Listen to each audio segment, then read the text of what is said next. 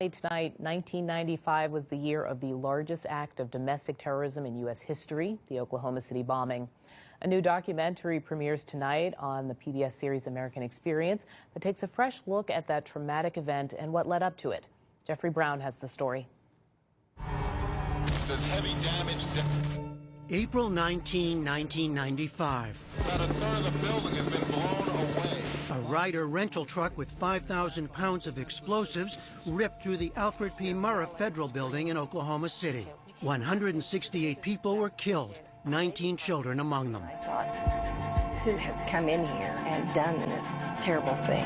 I knew very little of the story. I mean, I remember, like a lot of people remember that day and the image of that building, you know, with its face blown off, an image that we weren't used to or accustomed to at the time. Barrett Goodman is director of the film Oklahoma City.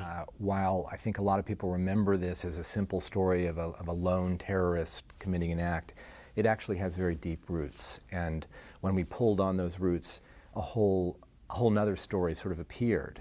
The film delves into the rise of white nationalist militias in the 1980s and two later events that galvanized the country and deeply influenced Oklahoma City bomber Timothy McVeigh. It's the new thing in America. It's called the militia. The siege of Ruby Ridge in 1992, when the FBI and U.S. Marshals confronted Randy Weaver at his home in rural Idaho, resulting in the deaths of Weaver's wife, son, and a U.S. Marshal. The events at Ruby Ridge lit up the radical right. You're a disgrace to the white race!